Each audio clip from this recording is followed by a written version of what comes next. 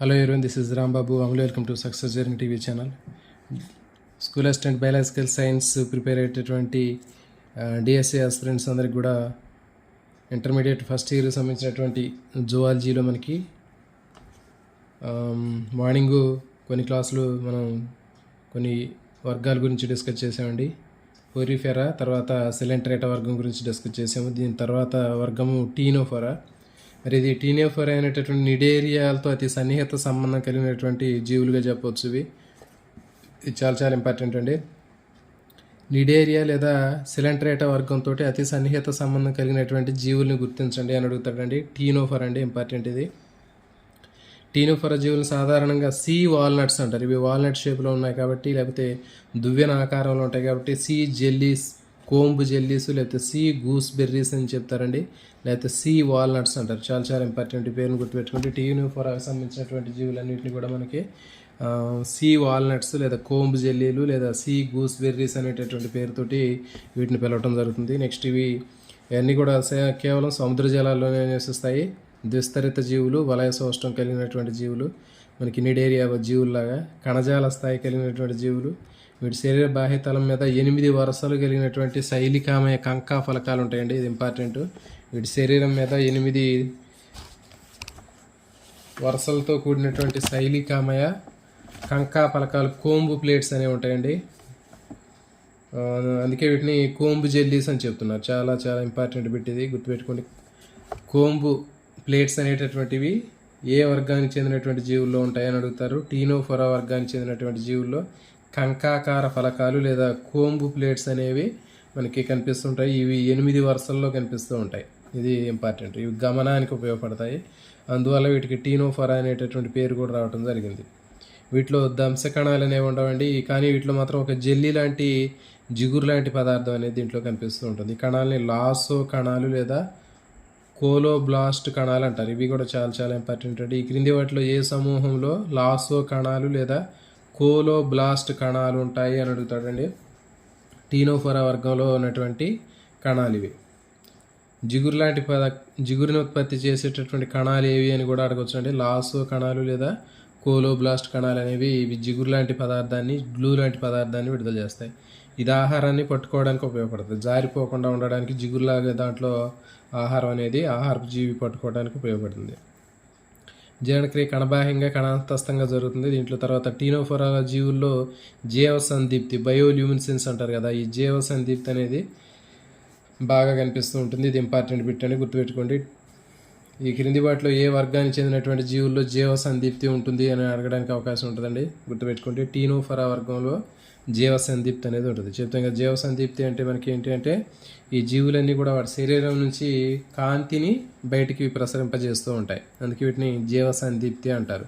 For example మనకి మినుగుడు పురుగులు చూస్తూ ఉంటాం. మినుగుడు పురుగులు, ఆ మినుగుడు పురుగుల నుంచి మనకి చీకట్లో ఉన్నప్పుడు వెలుతురు ఎట్లా వస్తుందో దీంట్లో కూడా అట్లా మనకి వెలుతురు అనేది కనిపిస్తూ ఉంటుంది. అట్లా ఇవి అత్యున్నత స్థాయిలో కనిపిస్తూ ఉంటుంది. ఇవి ఉభయలైంగిక జీవులు. లైంగిక ప్రత్యుత్పత్తి జరుగుతుంది, బాహ్యంగా అభివృద్ధి జరుగుతుంది, అభివృద్ధి పరోక్షంగా జరుగుతుంది. అంటే గుర్తుపెట్టుకోండి, ప్రత్యక్ష అభివృద్ధిలో మాత్రం ఎలాంటి డెంపకం అనేది ఉండదండి, లార్వా. కానీ పరోక్ష అభివృద్ధి అంటే మాత్రం లార్వా ఉంది కాబట్టి దాన్ని పరోక్ష అభివృద్ధి అంటారు.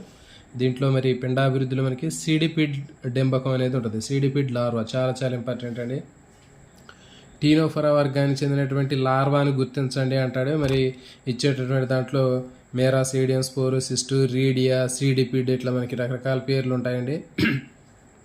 సో ఇక్కడ నుంచి మనం చెప్పాము, అక్సేరికాలో పోరిఫెరా దగ్గర నుంచి మనకి ప్రతి వర్గంలో కూడా 1 లేదా 2 డెంబకాలు అనేవి ఉంటాయి. మరి డెంబకాలు కూడా కంపల్సరీగా వీటి పేర్లు అనేవి మీరు గుర్తుపెట్టుకోవాల్సినటువంటి ప్రయత్నం చేయాల్సినటువంటి అవసరం ఉంటుందండి. సో దీంట్లో గుర్తుపెట్టుకుంటే సీడిపిడ్ డెంబకం అంటారు దీన్ని. టీనోఫెరా వర్గంలో ఉండేటటువంటి డెంబకాన్ని సీడిపిడ్ లార్వా అంటారు. లేకపోతే సీడిపిడ్ లార్వా ఏ వర్గానికి చెందినటువంటి డెంబకం అని అడగవచ్చు. జీవసందీప్తి ఈ క్రింది వాటిలో ఏ వర్గంలో ఉంటుంది అంటాడు టీనోఫెరా. నెక్స్ట్ లాసో కణాలు లేదా కోలోబ్లాస్ట్ కణాల ఉపయోగం ఏంటి అంటారు, ఆహారాన్ని పట్టుకోవడానికి. తర్వాత జిగురు లాంటి కణాలు ఏంటి అంటాడు.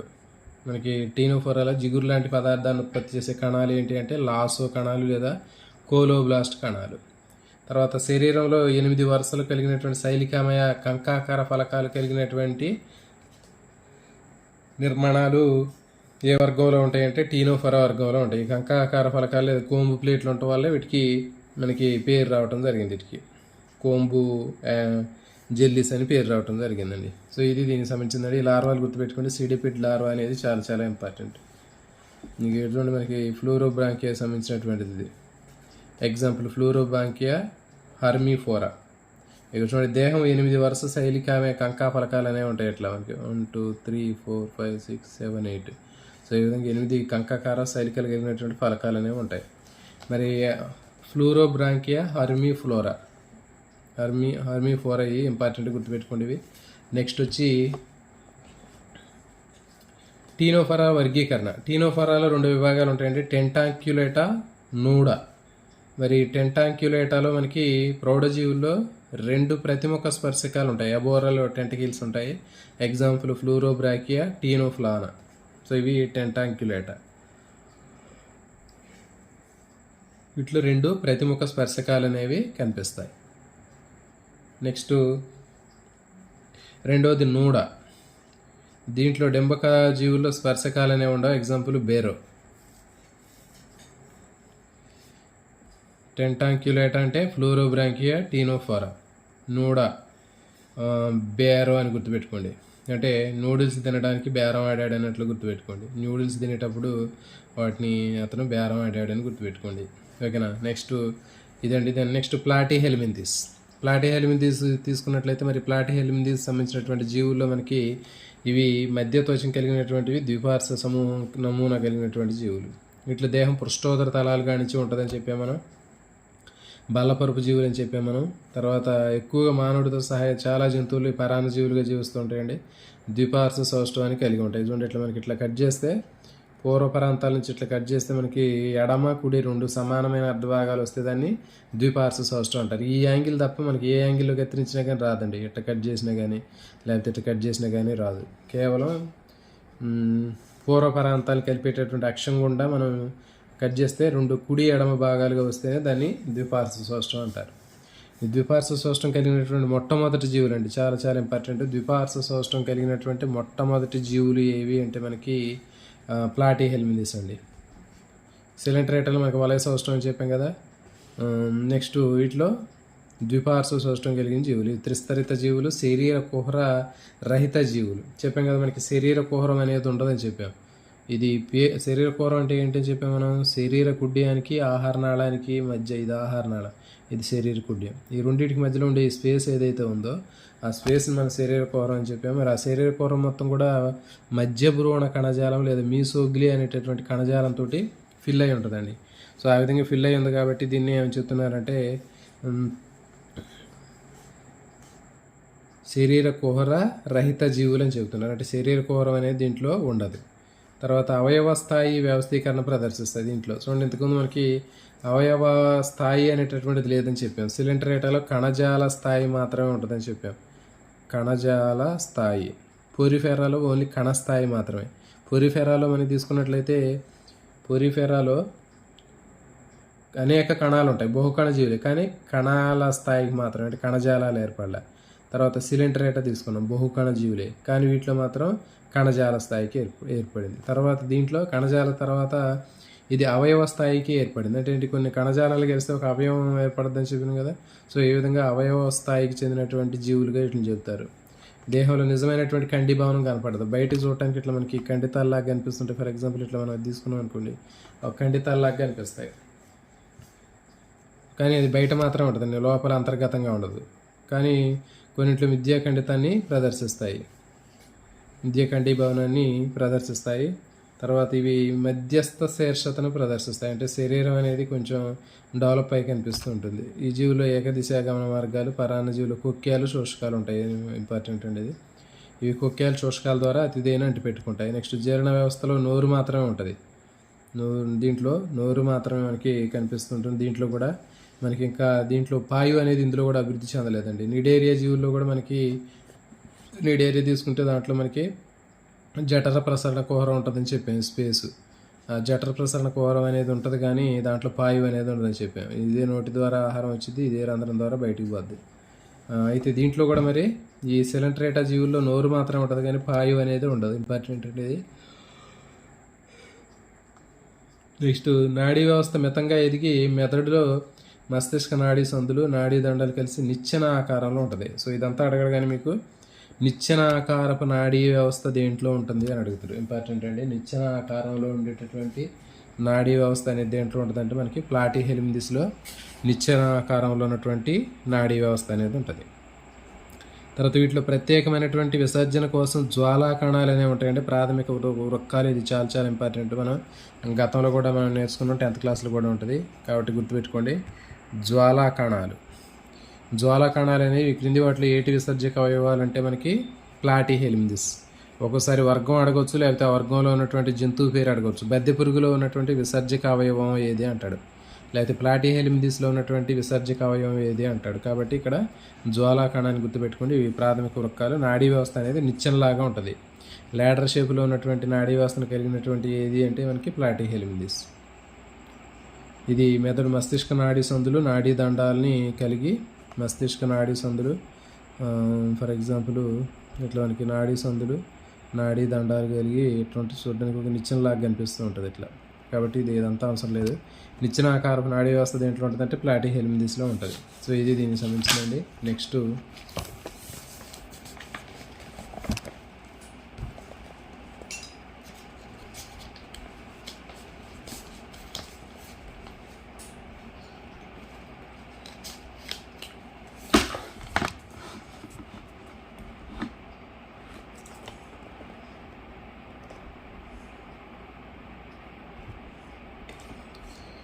చూడండి, మరి పిండాభివృద్ధి జరిగిన తర్వాత అనేక డెంబకా దశలు అనేవి ఏర్పడతాయంటే మేరాసీడియం, స్పోరోసిస్టు, రీడియా, సర్కేరియా. చాలా చాలా ఇంపార్టెంట్ అండి. మేరాసీడియం, స్పోరోసిస్టు, రీడియా, సర్కేరియా. ఈ డెంబకాలు కూడా వరుస క్రమంలో గుర్తుపెట్టుకోవాలండి. ఇది ఫస్ట్ అంటే ఒకే దశలో అనేక దశలు అనేవి ఏర్పడుతూ ఉంటాయి. వీటిలో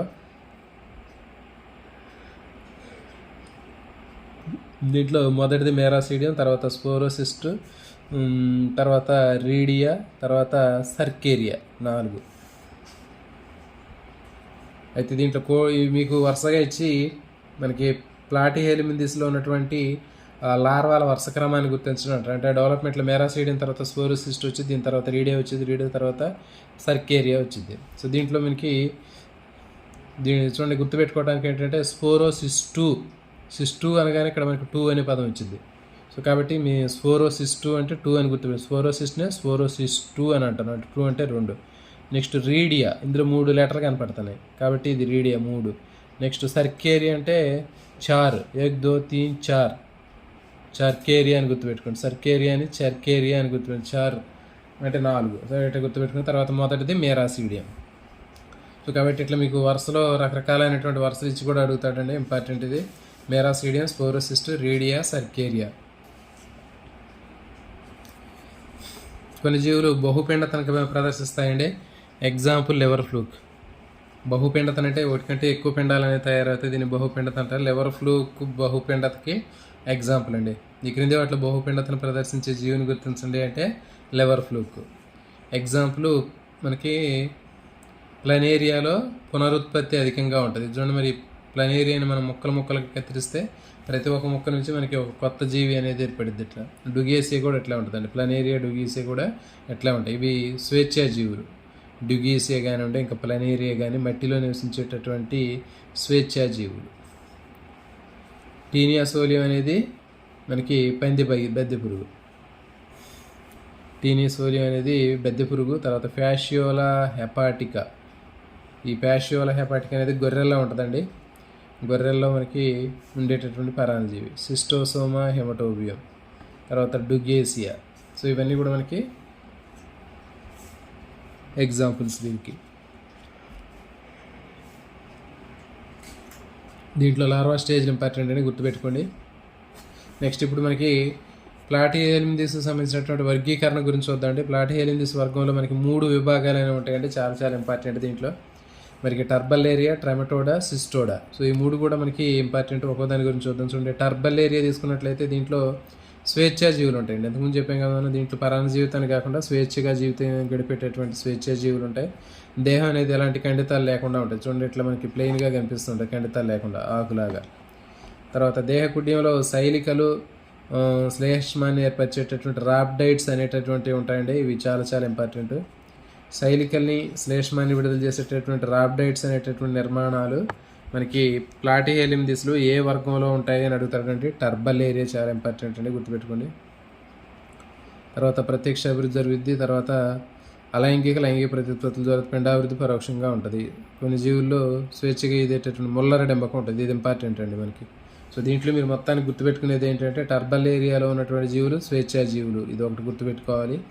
దీని తర్వాత దీంట్లో శ్లేష్మాన్ని శైలికలు శ్లేష్మాన్ని ఏర్పరిచేటటువంటి కణాలు ఏమంటారంటే రాబ్డైట్స్ కణాలు అంటారు, ఇది ఒకటి గుర్తుపెట్టుకోవాలి. నెక్స్ట్ దీంట్లో ఉండేటటువంటి డెంబకాన్ని ముల్లర డెంబకం అంటారు. టర్బల్ ఏరియాలో ఉన్నటువంటి డెంబకాన్ని ముల్లర్ డెంబకం అంటారు. టర్బల్ ఏరియాలో ఉన్నటువంటి డెంబకాన్ని ముల్లర్ డెంబకం అంటారు.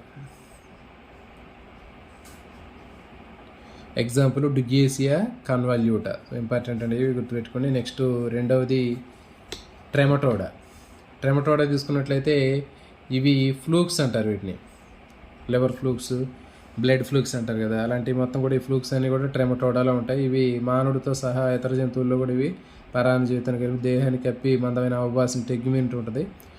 తర్వాత మనకి దీంట్లో ముఖచోషకం అనేటటువంటిది ఉంటుంది. ఇక్కడ ఇది ముఖచోషకం, ఇది ముఖచోషకం ఉంటుంది. తర్వాత ఉదర చోషకం ఉంటుంది. ఇక్కడ దీని స్టిక్కర్ లాగా ఉంటుంది, దాంతో అది అంటుకుంటుందండి. దీని ఉదూకలం అంటారు. అనే 2 చోషకాలు అనేవి ఉంటాయి. తర్వాత పూర్వాంతంలో నోరు ద్విశాఖ అయితే పేగు ఉంటుంది. పేగు 2 శాఖలుగా ఉంటుంది. ఇట్లా వచ్చిన తర్వాత నోరు నుంచి ఇట్లా మనకి పేగు అనేది 2 శాఖలుగా విడిపోయి ఉంటుంది. ద్విశాఖాయుతమైనటువంటి పేగు ఉంటుంది. నెక్స్ట్ ద్విలింగ జీవులు. అతిథేయులు అనేక రకాల డెంబకాలు ఉంటాయి. మెరాసిడియం, స్పోరోసిస్ట్, రీడియా, సర్కేరియా చెప్పిన కదా. ఇవి మెరాసిడియం, స్పోరోసిస్ట్, రీడియా, సర్కేరియా ఈ డెంబకాలు అనేవి దేంట్లో ఉంటాయంటే మనకి ఈ ఫ్యాషియోలో హెపాటికాలో ఉండేటటువంటి డెంబకాలని మనకి లివర్ ఫ్లూక్లో ఉండే డెంబకాలుగా చెప్పొచ్చు. ఇది సిస్టోసోమా హెమటోబియం, బిల్హార్జియాసిస్, బ్లడ్ ఫ్లూక్ అంటారండి, ఇంపార్టెంట్.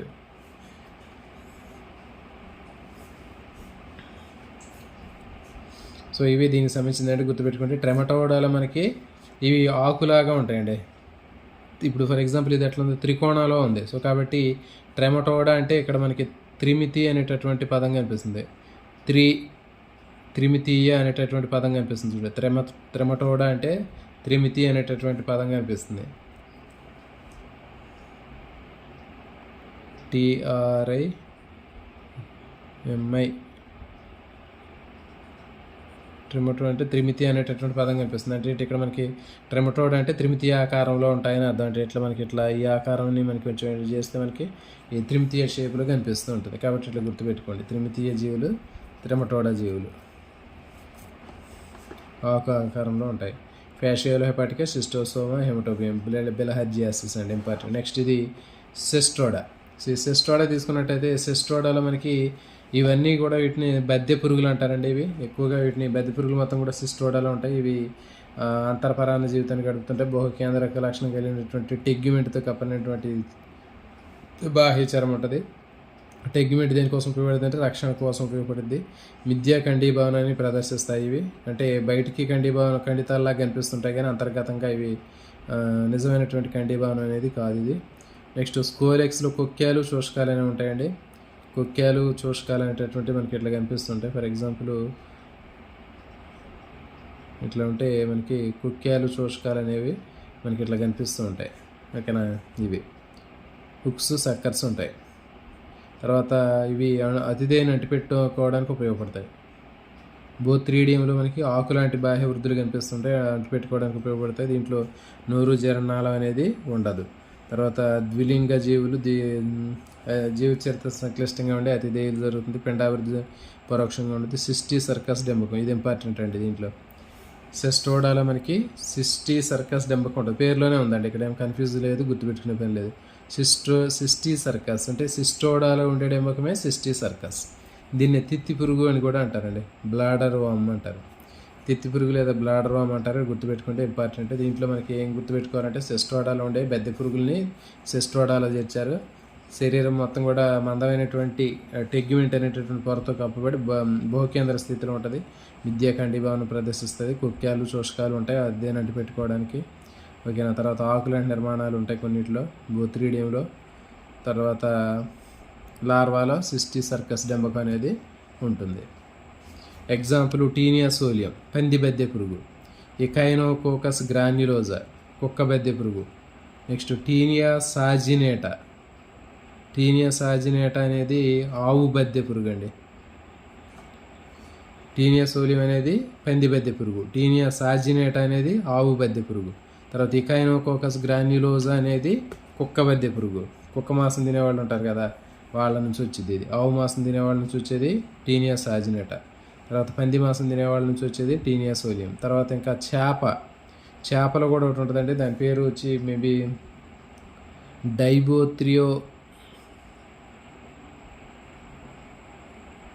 డైబోథ్రియోసెఫాలం లేకపోతే డైబోథ్రియోసెఫాలోలేటం అనేటటువంటి పేరు ఉంటుందండి. డైబోథ్రియోసెఫాలం అనేటటువంటి పేరుతోటి అది ఉంటుంది. ఇదేంటంటే చేప బెద్దె పురుగు. సో కాబట్టి ఈ విధంగా 4 రకాలైనటువంటి బెద్దె పురుగులు ఉంటాయి. ఇది కూడా అడుగుతాడు. ఎకైనోకోకస్ గ్రాన్యులోజ్ అంటే కుక్క, ఇక్కడ కక్క అనే పేరు కలుగుతుంటుంది చూడండి. ఎకైనోకోకస్ కుక్క అనేటటువంటి పదం ఉంటుంది చూడండి. కోకస్ అంటే కుక్క అనే పదం ఉంటుంది, గుర్తుపెట్టుకోండి. నెక్స్ట్ టీనియా సోలియం అనేది పంది బెద్దె పురుగు తెలుసు. టీనియా సాజినేటా అనేది ఆవు బెద్దె పురుగు. డైబోథ్రియోసెఫాలం అనేటటువంటిది చేపకు సంబంధించినటువంటి బెద్దె పురుగు. సో ఇది దీనికి సంబంధించిందండి. నెక్స్ట్ నెమటోడా.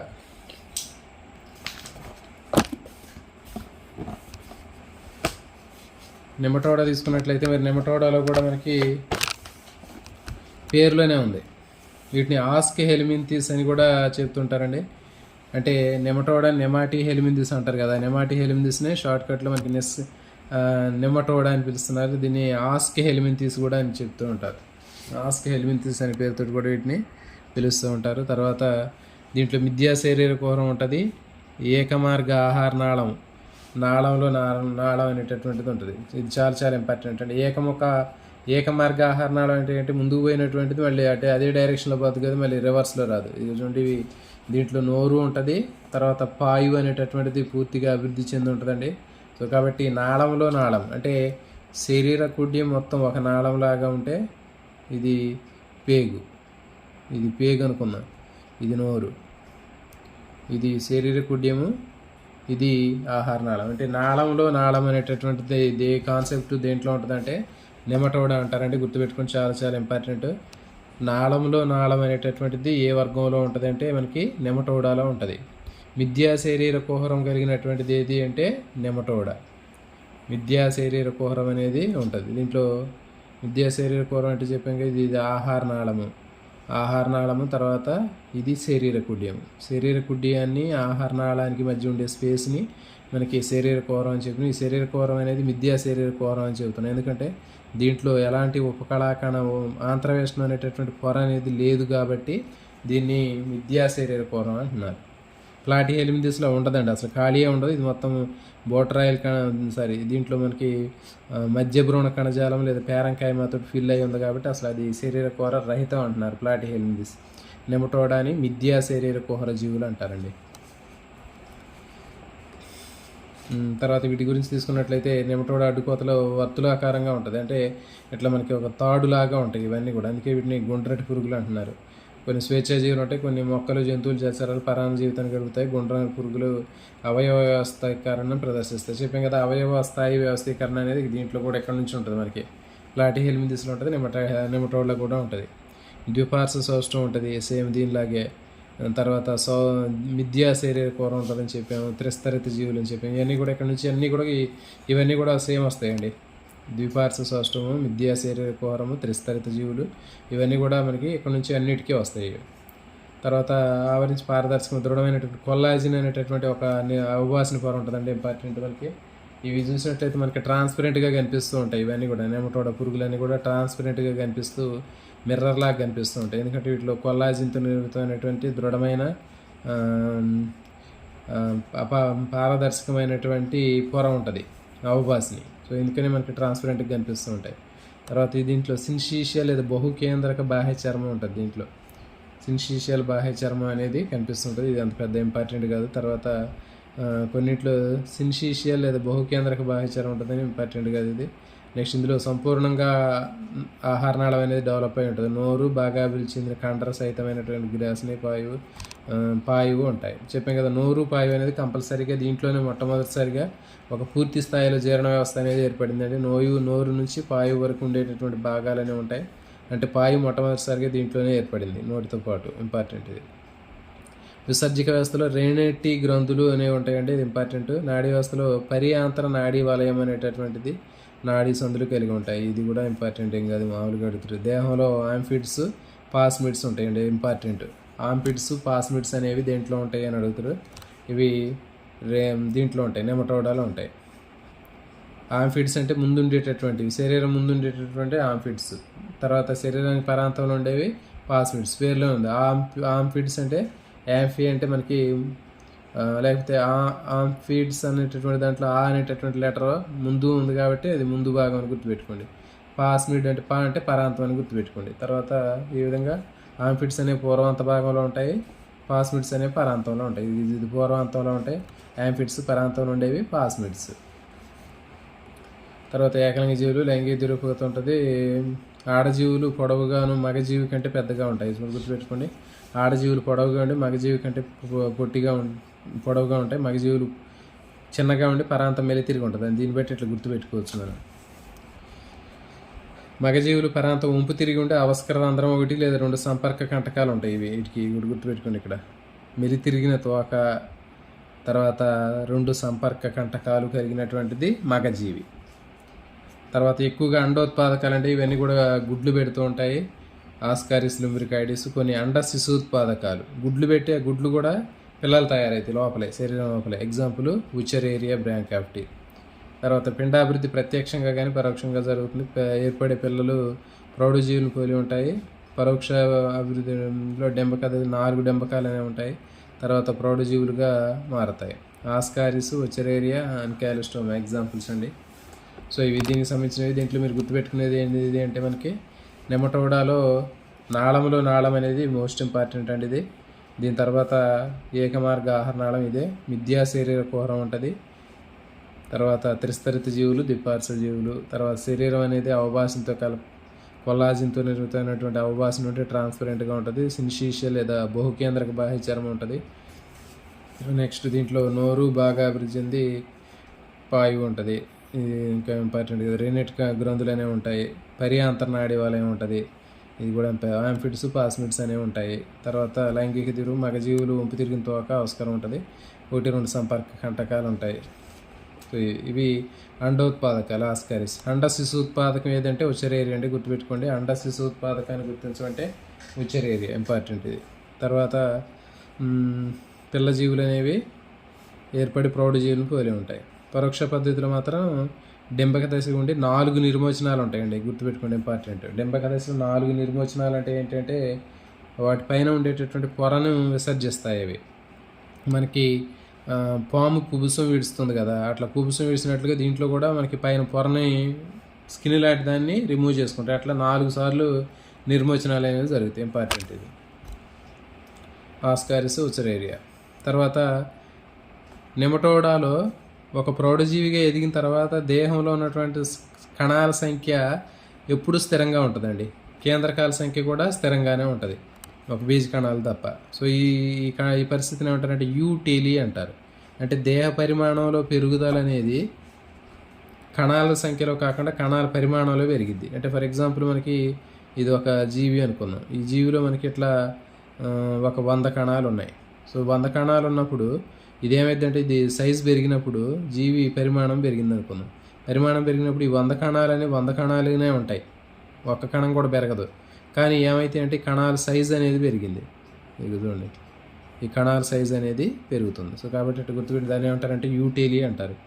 బీజకోశాలు తప్ప శరీరంలో ఉన్నటువంటి అన్ని కణాల్లో కూడా కేంద్రకాలతో సహా అవి సైజు స్థిరంగా, అంటే సంఖ్య పెరగకుండా ఉన్నటువంటి కణాల సైజు మాత్రమే పెరుగుతుంది. దాన్ని యూటేలి అని చెప్పి చెప్తారు. హైపర్ట్రోఫీ, అతివృద్ధి అని కూడా చెప్తారు. మరి నెమటోడాల వర్గీకరణ తీసుకున్నట్లయితే 2 విభాగాలు ఉంటాయి. ఏ ఫాస్ మీడియా, ఫాస్ మీడియా. చూడండి మనకి ఈ పేర్లు బట్టి ఏ ఫాస్ మీడియా అంటే దీంట్లో పూర్వపరంగాలు అయినటువంటి జ్ఞాన భాగాలు అనేటువంటి ఆంఫిడ్స్, పాస్మిడ్స్ ఉంటే అవి ఫాస్ మీడియా, లేకపోతే ఏ ఫాస్ మీడియా. చూడండి పేర్లోనే ఉంది, ఫాస్మిడ్స్ ఉంటే పాస్ మీడియా అండి, లేకపోతే ఏ పాస్ మీడియా. ఈ ఆంఫిడ్స్ ముఖ భాగం చుట్టూ ఉండే క్యూటికల్ నిలుతున్నాయి. తర్వాత రసాయన గ్రాహకాలు అంటారు రూపం చెంది పాస్మిడ్స్ అనేవి ఉండవు. అర్థమవుతుంది కదా. ఈ జీవుల్లో యాంఫిడ్స్ ముఖ భాగం క్యూటికల్తో పల్లపు నిర్మాణాలు రసాయన విస్తారంగా రూపాంతరం చెందే ఉంటాయి ఇవి. సో ఇవి ఉండవు కాబట్టి వీటిని ఏ పాస్మిడియా అంటున్నారు. ఇవి రూపాంతరం చెందుంటే పాస్మిడ్ కూడా ఉండదు, అందుకే ఏ పాస్మిడ్స్ అని చెబుతున్నారు. ఎగ్జాంపుల్ ట్రైకినెల్లా, తర్వాత ట్రైక్యూరియారిస్ విప్పు పురుగు. సో ఇది దీనికి సంబంధించిందండి.